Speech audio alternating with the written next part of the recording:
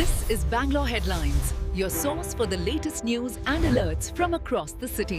ಪ್ರಿಯ ವೀಕ್ಷಕರೇ, ನಾವು ಇವತ್ತಿಂದು ಬೆಂಗಳೂರಿನ ಬನ್ನಿಕಾಲಮ್ಮ ದೇವಸ್ಥಾನದ ಮುಂಭಾಗದಲ್ಲಿ ಇದ್ದೀವಿ. ಪ್ರಿಯ ವೀಕ್ಷಕರೇ, ನೋಡಿ ನಮ್ಮ ಹಿಂಭಾಗದಲ್ಲ ದೊಡ್ಡ ಕಟೌಟ್ಗಳು ಹಾಕಿ ದೊಡ್ಡ ದೊಡ್ಡ ಹಾರಗಳನ್ನು ಹಾಕಿ ಭಾರಿ ಸಂಖ್ಯೆಯಿಂದ ಆಚರಿಸುತ್ತಿದ್ದಾರೆ.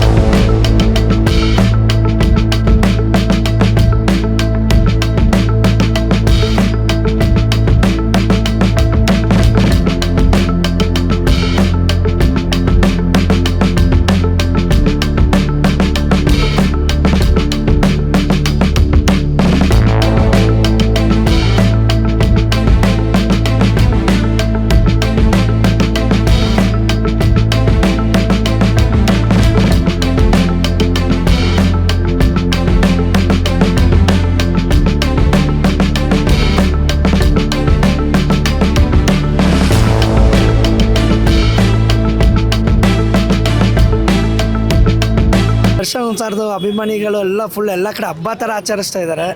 ಎಲ್ಲಿ ನೋಡೋದು ಫುಲ್ ಬ್ಯಾನರ್ಗಳೈತೆ. ಮತ್ತು ಅತಿ ಬೆಲೆಯಲ್ಲಿ ಬ್ಯಾನರ್ಗಂತ 10 ಲಕ್ಷ ರೂಪಾಯಿ ಖರ್ಚು ಮಾಡಿ ಎಲ್ಲ ಕಡೆ ಬ್ಯಾನರ್ಗಳು ಇದು ಮಾಡವ್ರೆ.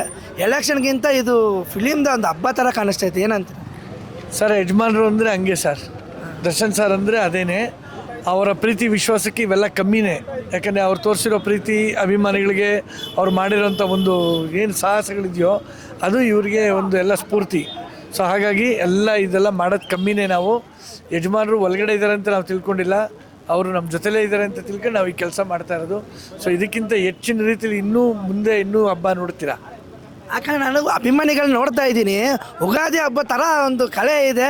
ಹೊಸ ಬಟ್ಟೆ ಹಾಕೋಬೇಕು, ನಾನು ಹೊಸದಲ್ಲಿ ನಾನು ಹೊಸ ಆಚರಿಸ್ಬೇಕು ಅಂತ ಆಸೆ ಪಡ್ತೇನೆ. ಸರ್, ಅಣ್ಣ ಹೇಳಿದ್ದಾರೆ ಸೂರ್ಯನಿಗೆ ಗ್ರಹಣ ಭಾಳ ಹೊತ್ತು ಹಿಡಿಯಲ್ಲ. ಹಂಗೆ ಈ ವರ್ಷದ್ದು ಏನು ಅವ್ರಿಗೆ ಬಂದಿರೋಂಥ ಕಳಂಕ, ಅವ್ರಿಗೆ ಬಂದಿರೋಂಥ ಆರೋಪಗಳು ಇವೆಲ್ಲ ಈ ವರ್ಷ ಕಳೆದು 2026 ಅವರು ಅದೇ ರೀತಿ ಸೂರ್ಯನ ಥರ ಉದ್ಭವವಾಗಿ ಮತ್ತೆ ಗೋಚರಿಸ್ತಾರೆ. ಚೆನ್ನಾಗಿ ಮತ್ತೆ ನಮ್ಮ ಕರ್ನಾಟಕಕ್ಕೆ ಅವರು ಪ್ರಜ್ವಲಿಸ್ತಾರೆ ಸರ್. ನಾಳೆ ಪ್ರೋಗ್ರಾಮ್ ಯಾವ ಥರ ನೀವೇನು ಮಾಡ್ತೀವಿ ಸರ್? ನಮ್ಮದೇನೆಲ್ಲ ಸಿಂಪಲ್ ಇದೆ. ಎಲ್ಲ ನಮ್ಮ ಹುಡುಗರುಗಳು ಮಾಡ್ತಾಯಿದ್ದಾರೆ, ಎಲ್ಲ ಅವ್ರವ್ರಿಗೆ ಸೇರಿದ್ದು. ಒಟ್ಟಿನಲ್ಲಿ ಇದೊಂದು ಯುಗಾದಿ ಹಬ್ಬ ಅಲ್ಲ, ಹೊಸ ವರ್ಷಕ್ಕೆ ನಮಗೆಲ್ಲ ಡಿ ಬಾಸ್ ಹಬ್ಬ ಇದು. ಆಮೇಲೆ ನಾಳೆ ದರ್ಶನ್ ಅವರು ಬ್ಯಾನರ್ಗೆ ಕಟೌಟ್ಗೆ ಒಂದು ದೃಷ್ಟಿ ತೆಗ್ದು ಏನಾನ ಕೇಳ್ಪಟ್ಟಿದೆ ಸರ್. ಖಂಡಿತ ಅದು ಬುದುಮುಖ ಹೊಡೆಯೋದು, ಮರಿ ಹೊಡೆಯೋದು ಅದು ಸಹಜ. ಎಲ್ಲ ಫಿಲಮ್ಗೂ ಮಾಡ್ತಾಯಿದ್ದೀವಿ, ಇದಕ್ಕೂ ಮಾಡ್ತಾಯಿದ್ದೀವಿ ಸರ್. ನಾಳೆ ಅನ್ನದಾನ ಅಂತ ಎಲ್ಲ ಕೇಳ್ಪಟ್ಟಿದೆ ಸರ್. ಅದು ಪ್ರತಿ ಸಿನಿಮಾಗೂ ಮಾಡ್ತಾಯಿದ್ದೀವಿ. ಅನ್ನದಾನ ಅನ್ನೋದು ಅವ್ರು ಕಲಿಸ್ಕೊಟ್ಟಿದಂಥ ಒಂದು ಮಾರ್ಗ ಅದು. ಸೊ ನಾವು ಅದನ್ನು ಪಾಲಿಸ್ಕೊಂಡು ಬರ್ತಾಯಿದ್ದೀವಿ. ಖಂಡಿತ ಎಲ್ಲ ಬರೋವಂಥ ಅಭಿಮಾನಿಗಳಿಗಾಗ್ಬೋದು, ಅಲ್ಲಿರೋಂಥ ಎಲ್ಲ ನೆರೆಹೊರೆಯವ್ರಿಗೆ ಅನ್ನದಾನದ ವ್ಯವಸ್ಥೆಯನ್ನು ಮಾಡಿರ್ತೀವಿ ಸರ್. ಯಾವ ಥಿಯೇಟ್ರಲ್ಲಿ ಮಾಡಬೇಕಂತ ನಾವು ಈಗ ಪ್ರಸನ್ನ ಥಿಯೇಟ್ರ್ ಮಾಡ್ತಾಯಿದ್ವಿ. ನಮ್ಮ ಹುಡುಗರೆಲ್ಲ ಗಿರಿನಗರ, ಎಲ್ಲ ಅವಲಹಳ್ಳಿ ಎಲ್ಲ ಕಡೆ ಮಾಡ್ತಾಯಿದ್ದಾರೆ. ತಾವೇನಾದ್ರು ಮಾತಾಡ್ತೀನಿ ಹೇಳಿ ಸರ್. ನಾವುಗಳು ಹೆಂಗೆ ಆಚರಿಸ್ಬೇಕು, ಏನೇನು ಮಾಡ್ತಾಯಿದ್ದೀರಾ ನಾಳೆ? ಸರ್, ಮೊದಲನೇದಾಗಿ ನಮ್ಮ ಶಿಷ್ಯನಿಗೆ ನಾವು ಎಲ್ಲರೂ ನಿಂತ್ಕೊಂಡು ಧನ್ಯವಾದ ಹೇಳಬೇಕು. ಈ ಥರ ಪ್ರೀತಿ ತೋರಿಸಿ ಈ ಥರ ಕಟ್ಟೋಟ್ ನೋಡಿ 30 ಅಡಿ ಕಟ್ಟೋಟ್ಗೆ ಯಾವ ಥರ ಹಾಕಿ ಮಾಡಿದ್ದಾರೆ. ಒಂದು ಹೇಳೋಕ್ಕೆ ಎಲ್ಲ ಡಿ ಬಸ್ಗಳು ಇಷ್ಟಪಡ್ತೀವಿ. ಕಾಡಲ್ಲಿ ಸಿಂಹ ಕಾಡಲ್ಲೇ ಇರಲಿ, ನಾಡಲ್ಲೇ ಇರಲಿ, ಸಿಂಹ ಯಾವತ್ತಿದ್ರು ಸಿಂಹನೇ. ಮೊದಲನೇದು ನಮ್ಮ ಬಾಸು ಕೊಡಕ್ಕೆ ನಿಂತ್ಕೊಂಡ್ರೆ ಕರ್ಣಂಗೂ ಕಮ್ಮಿ, ತೊಡೆ ತಟ್ಟು ನಿಂತರೆ ಭೀಮನು ಡಮ್ಮಿ. ಆದ್ದರಿಂದ ಪ್ರತಿಯೊಬ್ಬರು ಚಿತ್ರಮಂದಿರದಲ್ಲಿ ಈ ಫಿಲಮ್ ನೋಡಬೇಕಂತ ಪ್ರತಿಯೊಬ್ಬರು ಅಭಿಮಾನಿಗಳ ಆಸೆ. ಆಮೇಲೆ ಯಾವ ರೀತಿ ನಮ್ಮ ಬಾಸ್ ಇವಾಗ ಏನು ಅವ್ರ ಕಷ್ಟದಲ್ಲಿ ಇದ್ದಾರೋ ಒಳಗಡೆ, ಅದನ್ನು ನಮ್ಮ ಅಭಿಮಾನಿಗಳು ಸಂತೋಷ ನೋಡೋರು ಆ ಕಷ್ಟನ ಮರಿಬೇಕು ಸರ್. ಪ್ರತಿಯೊಬ್ಬರು ಅಭಿಮಾನಿಗಳು ಇದನ್ನು ಹಬ್ಬ ಥರ ಆಚರಣೆ ಮಾಡ್ತಾಯಿದ್ದೀವಿ. ಇದು ನಮ್ಮ ಯುಗಾದಿ ಹಬ್ಬ, ಸಂಕ್ರಾಂತಿ ಹಬ್ಬ, ಒಂದು ಟೈಮಲ್ಲಿ ಅವೆಲ್ಲ ಹಬ್ಬ ಅಂದರೆ ಖುಷಿ ಇರೋದು. ಬಟ್ ಇವಾಗ ನಮ್ಮ ಖುಷಿ ಅಂದರೆ ಈ ಫಿಲಮ್ನೇ ನಮ್ಮ ಖುಷಿ ಇರೋದು. ಸೊ ಅದರಿಂದ ಎಲ್ಲ ಪ್ರತಿಯೊಬ್ಬರು ಅಭಿಮಾನಿಗಳು ನಾವೆಲ್ಲ ಇದನ್ನು ಹಬ್ಬ ರೀತಿಯೇ ಆಚರಣೆ ಮಾಡ್ತಾಯಿದ್ದೀವಿ. ಎಲ್ಲರಿಗೂ ಪ್ರತಿಯೊಬ್ಬರು ಕೇಳ್ಕೊಳ್ಳೋದು ಎಷ್ಟೇ, ಪ್ರತಿಯೊಬ್ಬರು ಕುಟುಂಬದವರು, ಪ್ರತಿಯೊಬ್ಬರೂ ಬಾಸ್ ಅಭಿಮಾನಿಗಳು ಎಲ್ಲರೂ ಪ್ರತಿಯೊಬ್ಬರು ಹೋಗಿ ಥಿಯೇಟ್ರಲ್ಲೇ ನೋಡಿ ಈ ಫಿಲಮ್ನ ನಮ್ಮ ಎಲ್ಲ ಬಾಸ್ನ ಗೆಲ್ಸ್ಕೊಟ್ಟು ಬಾಸ್ಗೆ ನಾವು ಖುಷಿ ಪಡಿಸ್ಬೇಕು. ಅದೇ ಮೇಯ್ನು. ಆದಷ್ಟು ಬೇಗ ನಮ್ಮ ಬಾಸ್ ಆಚೆ ಬಂದೇ ಬರ್ತಾರೆ. ನಿಮಗೆ ಇವತ್ತು ತಡೆಯೋಕೆ ಹೊಡೆದಿದ್ದಾರೆ. ಸೊ ಅಣ್ಣ ಇವಾಗ ತಾನೇ ಹೇಳಿದ್ರು ಸೂರ್ಯನಿಗೆ ಜಾಸ್ತಿ ಜನ ಗ್ರಹಣ ಹಿಡಿಯಲ್ಲ, ಹಿಡಿದ್ರು 2-3 ಗಂಟೆ. ನಮ್ಮ ಬಾಸ್ ಸ್ವಲ್ಪ ಭಾರ ಆದರೆ ಜಾಸ್ತಿ ಇದ್ದಾರಲ್ವ, ಅದಕ್ಕೋಸ್ಕರ ಸ್ವಲ್ಪ ಜಾಸ್ತಿ ಲೇಟ್ ಅಷ್ಟೇ. ಬಂದೇ ಬರ್ತಾರೆ. ಪ್ರತಿಯೊಬ್ಬರು ಅಭಿಮಾನಿಗಳು ಖುಷಿ ಅವ್ರು ನೋಡಿ ಅವ್ರ ನೋವನ್ನ ಅವ್ರು 100% ಮರೀತಾರೆ. ಒಂದು ಅಭಿಮಾನಿ ನಾನು ನೋಡಿದೆ, ಅಂಡರ್ ವಾಟರಲ್ಲಿ ಹೋಗ್ಬಿಟ್ಟು ಡೆವಿಲ್ ಪೋಸ್ಟರ್ ಇದು ಮಾಡಿ ಪಾಪ ಫುಲ್ ಖುಷಿ ಪಡ್ತಾ ಇದ್ರು. ಏನಂತೀರ ಸರ್? ಹೇಳ್ತಲ್ಲ, ಬಾಸ್ ಅಭಿಮಾನಿಗಳು ಎಲ್ಲೆಲ್ಲಿ ಇದ್ದಾರೆ ಅಂತ ಹೇಳೋಕ್ಕೆ ಆಗ್ತಲ್ಲ ಸರ್. ಇವಾಗ ನೋಡ್ತಾ ಇದೀವಲ್ಲ ಕ್ರೇಜು. ಚಿತ್ರದುರ್ಗ ತಗೊಳ್ಳಿ, ಅಲ್ಲೇ ಇನ್ಸಿಡೆನ್ಸ್ ಆಗಿದ್ದು ಯಾವ ರೀತಿ ಮಾಡ್ತಾ ಇದ್ದಾರೆ ಸರ್. ನಿಮಗೆ ಗೊತ್ತಲ್ವಾ ಪ್ರತಿಯೊಂದು ಕಡೆ ಯಾವ ರೀತಿ ಮಾಡ್ತಾ ಇದ್ದಾರೆ ಅಂತ. ದಾವಣಗೆರೆ ಸರ್, ಇಡೀ ಕರ್ನಾಟಕ ನಮ್ಮ ಬಾಸ್ತು ಸರ್. ಯಾಜ್ ದಾವಣಗೆರೆ ಚಿತ್ರದುರ್ಗ ಅಲ್ಲ, ಎಂಟೈರ್ ಕರ್ನಾಟಕ 28 ಜಿಲ್ಲೆನೂ ನಮ್ಮ ಬಾಸ್ತೆ ಸರ್.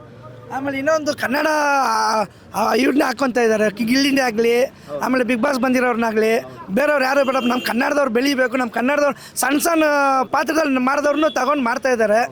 ಅದಕ್ಕೆ ನಾನು ಸರ್ ಇವಾಗ ಕಾಮಿಡಿ ಕಲಾಡಿಗಳು ಕಾರ್ತಿಕ್ ಕುಲಿ ನೋಡಿದ್ರಲ್ಲ, ಯಾವ ರೀತಿ ವರ್ಣನೆ ಮಾಡೋರು ನೋವೇ ನೋಡಿದ್ರಲ್ಲ, ಅದೇ ಇವೇ ನೋಡಿದ್ರಲ್ಲ, ಆ ಥರ ಸರ್ ನಮ್ಮ ಬಾಸ್ ಯಾವತ್ತು ಇದನ್ನು ಹೇಳ್ತಾ ಅಲ್ವಾ, ತಾನು ಬೆಳೆದು ತನ್ನವರನ್ನು ಬೆಳೆಸೋ ಆ ಗುಣ ಅಷ್ಟೇ ನಾವು ಹೇಳೋದು, ಬೇರೆ ಏನು ಹೇಳಲ್ಲ.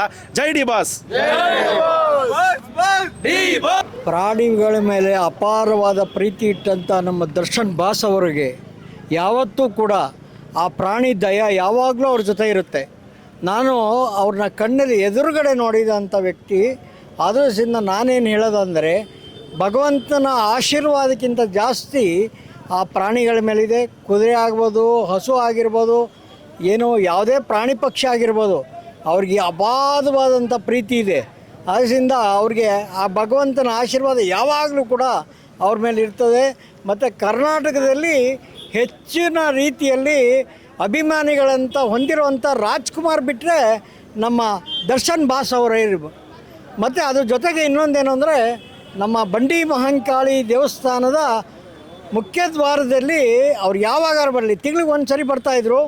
ಅವರು ಪೂಜೆ ಪುರಸ್ಕಾರ ಏನೇ ಇರಲಿ, ಅಮ್ಮನವ್ರ ಮೇಲೆ ಭಾರ ಬಿಟ್ಟು, ಚಾಮುಂಡೇಶ್ವರ ಮೇಲೆ ಭಾರ ಬಿಟ್ಟು ಅವ್ರು ಮುನ್ನಡೆದಿರೋದು. ಇವತ್ತು ಕೂಡ ಹೇಳ್ತಾ ಇದ್ದೀನಿ, ಈಗ ಅವರ ನಮಗೇನು ಡೆವಿಲ್ ಫಿಲಮನ್ನು ರಿಲೀಸ್ ಮಾಡ್ತಾಯಿದ್ದೀವಿ, ಇಲ್ಲಿ ಹೋಮ ಹವನಗಳನ್ನು ಮಾಡ್ತಿದ್ದೀವಿ, ಅವ್ರ ಹೆಸರಲ್ಲಿ ಅನ್ನದಾನವನ್ನು ಮಾಡ್ತಾಯಿದ್ದೀವಿ. ಅವರಿಗೆ ಅಪಾರವಾದಂಥ ದೇವರ ಶಕ್ತಿಯನ್ನು ಕೊಡಲಿ ಅಂತ ನಾನು ದೇವರಲ್ಲಿ ಪ್ರಾರ್ಥನೆ ಮಾಡ್ತಾ ಡಿ ಬಾಸ್ಗೆ ಜೈ ಅಂತ ಇದ್ದೇನೆ. ಜಾಸ್ತಿ ಇಲ್ಲ, ನಮ್ಮ ಬಾಸ್ ಯಾರು ಚಾಲೆಂಜಿಂಗ್ ಸ್ಟಾರು, ಅದೇ ಡೈಲಾಗ್ ಅಣ್ಣ, ಇನ್ನೇನಿಲ್ಲ. Subscribe channel for latest update.